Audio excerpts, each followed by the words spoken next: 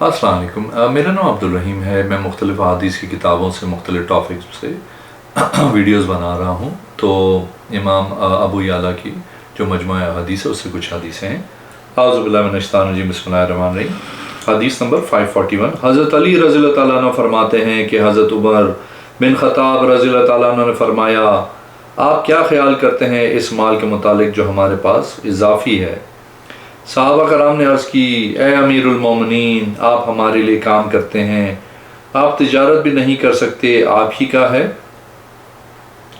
مجھے حضرت عمر نے فرمایا، تم کیا سمجھتے ہو؟ میں نے کہا، انہوں نے آپ پہ اشارہ کیا ہے۔ فرمایا، تم بولو۔ میں نے کہا، آپ یقین کو گمان اور علم کو جہالت میں کیوں لے جاتے ہیں؟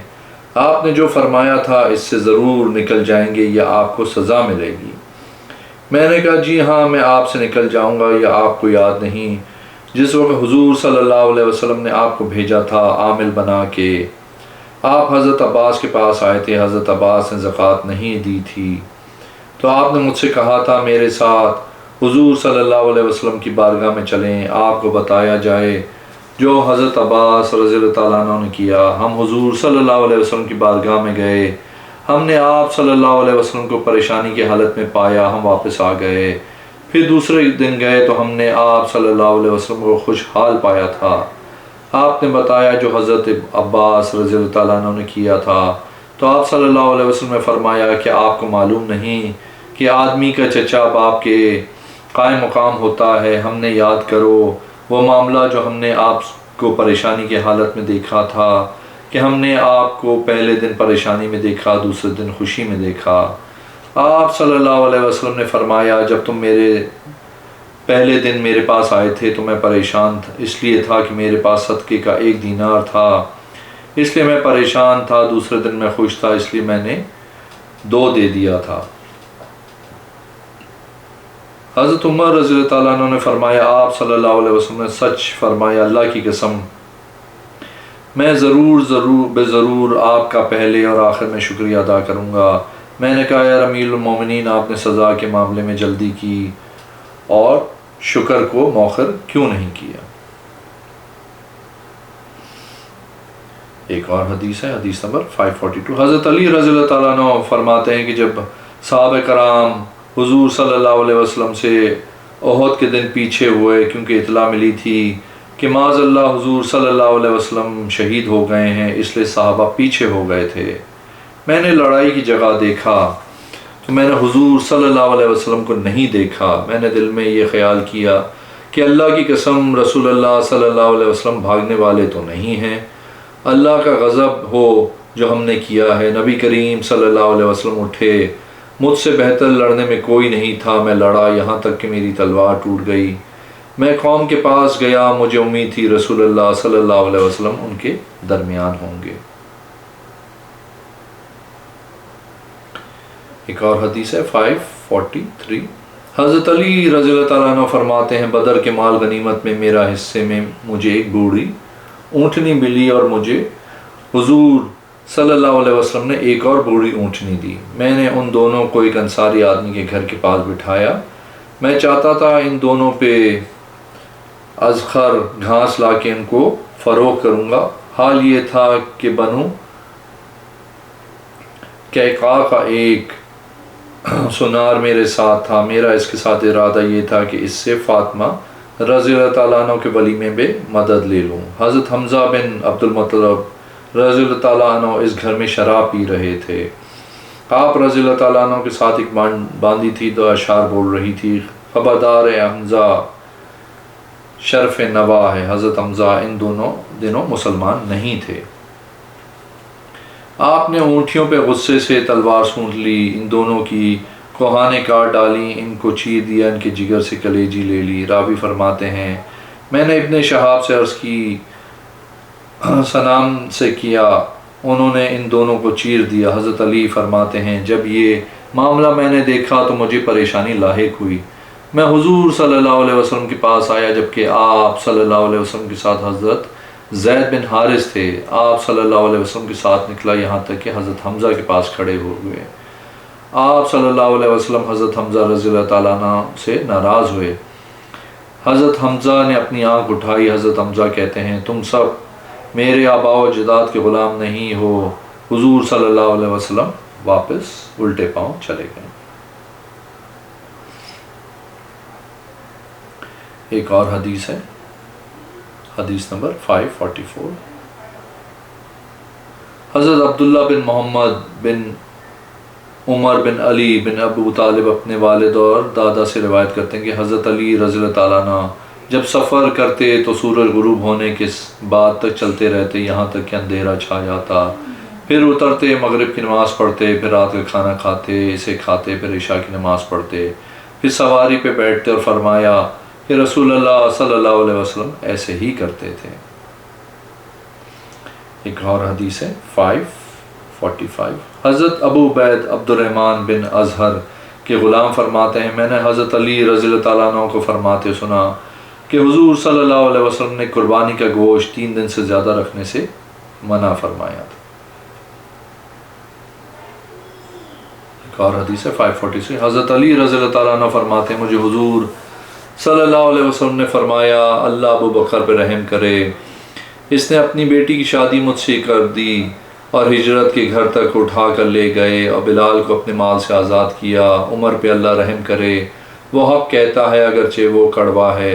اللہ عثمان پہ رحم کرے، فرشتے اس سے حیا کرتے ہیں۔ اللہ علی پہ رحم کرے، اے اللہ حق کو اس سمت کر دے جہاں علی ہو۔ ایک اور حدیث ہے 547۔ حضرت علی رضی اللہ تعالیٰ عنہ فرماتے ہیں میں نے حضرت فاطمہ رضی اللہ تعالیٰ عنہ سے کہا کہ آپ رسول اللہ صلی اللہ علیہ وسلم کے پاس جائیں تو آپ سے خادم کا سوال کریں کیونکہ آپ کام کر کے تھک جاتی ہیں۔ آپ تشریف لائیں تو آپ صلی اللہ علیہ وسلم نے خادم نہیں دیا، فرمایا جو تو نے مانگا ہے اس سے بہتر نہ بتا دوں؟ جب تو بستر پہ آئے تو 33 مرتبہ سبحان اللہ، 34 مرتبہ اللہ اکبر، 33 مرتبہ الحمدللہ پڑھ لیا کرو کیونکہ زبان پہ 100 مرتبہ ہے اور میزان پہ ہر ایک 1000 کے برابر ثواب ملے گا۔ ایک اور حدیث ہے 548۔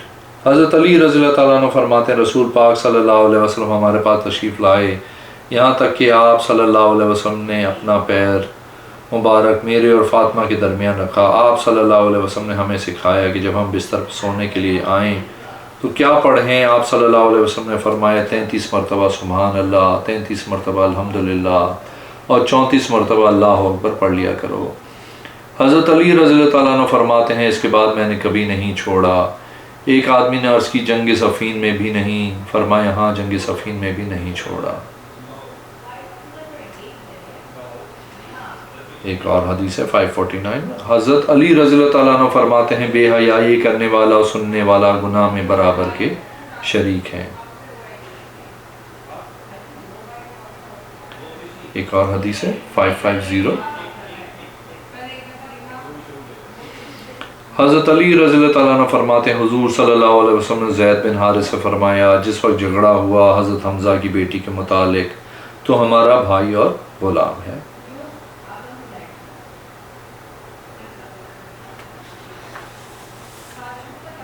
ایک اور حدیث ہے 556۔ حضرت شریح بن ہانی فرماتے ہیں کہ میں حضرت علی رضی اللہ تعالیٰ عنہ کے پاس آیا، میں نے آپ رضی اللہ تعالیٰ عنہ سے موضع پہ مسح کرنے کے متعلق پوچھا۔ آپ نے فرمایا ہم حضور صلی اللہ علیہ وسلم کے ساتھ تھے، آپ سفر میں ہم سے نے 3 دن تک مسح کیا اور مقیم حضرات نے 1 دن اور 1 رات کیا۔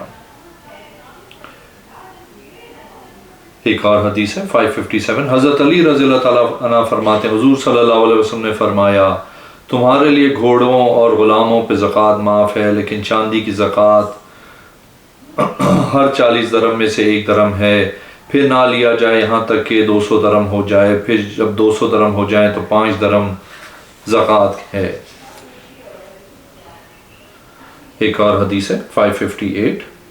حضرت علی رضی اللہ تعالیٰ عنہ سے روایت حضور کریم صلی اللہ علیہ وسلم نے فرمایا ایمان والوں کے خون کا بدلہ ہے، وہ اپنے علاوہ دیگر لوگوں کو پر ایک احسان کی مانند ہے، ان کے ذمہ ان کا ادنا کوشش کرے خبردار کسی مومن کو کسی کافر کے بدلے قتل نہ کیا جائے اور نہ ہی کسی کافر کے بدلے کسی وعدے والے کو اس کے وعدے کے زمانے میں قتل کیا جائے۔ ایک اور حدیث ہے 559، حضرت علی بن ابو طالب رضی اللہ تعالیٰ عنہ سے روایت ہے، آپ نے اپنے پولیس کمانڈر کو بھیجا اور فرمایا کیا تجھے معلوم ہے تجھے کس کام کے لیے بھیجا جا رہا ہے؟ میں تجھے اس کام کے لیے بھیج رہا ہوں جس کام کے لیے رسول اللہ صلی اللہ علیہ وسلم نے مجھے بھیجا تھا، کہ ہر بت کی صورت و شکل مٹا دوں اور ہر اونچی قبر کو برابر کر دوں۔ ایک اور حدیث ہے، حضرت حفظ بن خالد العبدی رحمۃ اللہ علیہ فرماتے ہیں کہ مجھے میرے باپ نے بیان کیا کہ حضرت علی رضی اللہ تعالیٰ عنہ نے فرمایا حضور صلی اللہ علیہ وسلم نے لوگوں کو ایک دن خطبہ دیا، فرمایا خبردار امرا قریش سے، خبردار عمرہ قریش سے ہیں، یہاں تک کہ 3 باتوں پہ قائم رہیں، جب فیصلہ کریں تو عدل کریں، جب وعدہ کریں تو پورا کریں، جب رحم کیا جائے تو رحم کریں، جو ان میں سے ایسے نہ کریں ان پہ اللہ اور فرشتوں تمام لوگوں کی لعنت ہے۔ ایک اور حدیث ہے، حدیث نمبر 561، حضرت علی رضی اللہ تعالیٰ عنہ فرماتے ہیں ہم رسول اللہ صلی اللہ علیہ وسلم کے ساتھ چل رہے تھے، آپ نے میرا ہاتھ پکڑا ہوا تھا اور ہم مدینہ شریف کی کسی گلی میں چل رہے تھے، اچانک ہم ایک باغ کے پاس آئے، میں نے عرض کی یا رسول اللہ صلی اللہ علیہ وسلم یہ باغ کتنا اچھا ہے؟ آپ صلی اللہ علیہ وسلم نے فرمایا آپ کے لیے جنت میں اس سے بھی زیادہ اچھا باغ ہے۔ پھر دوسرے باغ کے اس کے پاس سے گزرے تو میں نے عرض کی یا رسول اللہ صلی اللہ علیہ وسلم یہ اس سے بھی زیادہ اچھا باغ ہے۔ آپ صلی اللہ علیہ وسلم نے فرمایا آپ کے لیے جنت میں اس سے بھی زیادہ اچھا باغ ہے، اور گزر 7 باغوں کے پاس سے ہوا، ہر ایک کے مطابق عرض کیا کہ یہ اس سے اچھا باغ ہے۔ آپ صلی اللہ علیہ وسلم نے بھی 2 مرتبہ فرمایا آپ کے لیے اس سے بھی زیادہ اچھا باغ ہے۔ جب رستے سے ہٹے تو میں نے مجھ سے معاطا کیا، پھر آپ رونے لگے، میں نے عرض کی یا رسول اللہ صلی اللہ علیہ وسلم آپ کیوں رو رہے ہیں؟ فرمایا اس بغض کی وجہ سے جو لوگوں کے سینوں میں ہے تیرے لیے، جس کا اظہار میرے بعد کریں گے۔ میں نے عرض کی یا رسول اللہ صلی اللہ علیہ وسلم کیا میرا دین سلامت رہے گا؟ آپ صلی اللہ علیہ وسلم نے فرمایا آپ کا دین سلامت رہے گا۔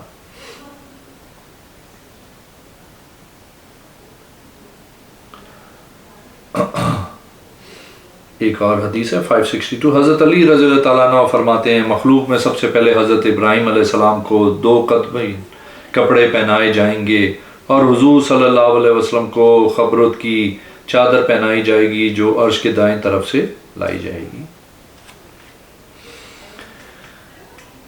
ایک اور حدیث ہے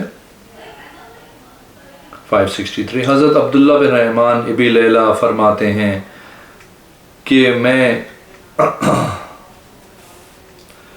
ربھا کے مقام پہ حضرت علی کے پاس موجود تھا، لوگ قسمیں کھانے لگے، آپ رضی اللہ تعالیٰ عنہ نے فرمایا میں اللہ کی قسم دیتا ہوں کسی نے مجھ پہ خم کے موقع کے حضور صلی اللہ علیہ وسلم سے سنا ہے کہ آپ صلی اللہ علیہ وسلم نے جب فرمایا جن کا میں مددگار ہوں اس کا علی مددگار ہے، پہلے کوئی کھڑا نہ ہوا کہ گواہی دے۔ حضرت عبد الرحمن فرماتے ہیں کہ 12 آدمی کھڑے ہوئے، گویا ان میں سے ایک کی شلوار کو دیکھ رہا ہوں۔ انہوں نے عرض کی ہم گواہی دیتے ہیں کہ ہم نے حضور صلی اللہ علیہ وسلم سے سنا ہے جس دن آپ صلی اللہ علیہ وسلم نے غدیر خم کے موقع پہ فرمایا کہ میں مومنوں کی جانوں سے زیادہ قریب نہیں ہوں اور میری بیویاں تمہاری ماں نہیں ہیں۔ ہم نے عرض کیا کیوں نہیں؟ پھر آپ صلی اللہ علیہ وسلم نے فرمایا جس کا میں مددگار ہوں علی اس کا مددگار ہے، تم اس کو دوست رکھو، جو اس کو دوست رکھے گا تو اس سے دشمنی رکھ جو اس کو رکھے۔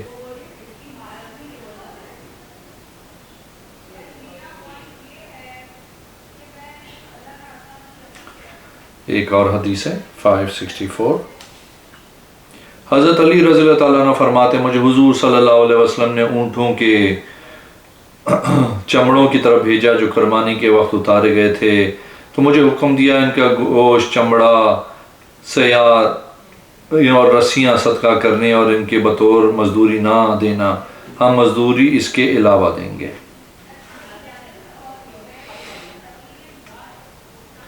ایک اور حدیث ہے حدیث نمبر 565، حضرت ابو بستان یزید بن مردل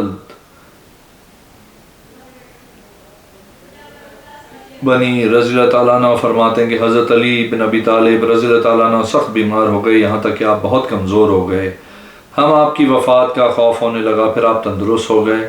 ہم نے عرض کی اے ابو الحسن، آپ کو مبارک ہو تمام خوبیاں اس کے لیے جس نے آپ کو عافیت دی۔ ہم آپ پہ خوف کرتے تھے۔ آپ نے فرمایا مجھے تو خوف نہیں تھا مجھے اپنے اوپر کسی کا، کیونکہ میرے سجر صادق المصدق نے بتایا ہے میں نہیں مروں گا یہاں تک کہ مجھے اس جگہ مارا جائے، اور اشارہ کیا اپنے سر کے آگے کے بائیں جانب میں، داڑھی کو خون سے رنگا جائے گا۔ مجھے کہا ہے آپ کو اس امت میں سب سے بدترین آدمی قتل کرے گا، جیسے کہ بنی فلاں نے سمود قوم سے بدبخت نے حضرت صالح کی اونٹنی کی کونچیں کاٹی تھیں۔ اگر آپ نے میرے چینل کو ابھی تک سبسکرائب نہیں کیا تو پلیز کیجئے، اس ویڈیو کو لائک کیجئے۔ اگلی میں حاضر ہوں گا انشاءاللہ۔ اللہ حافظ۔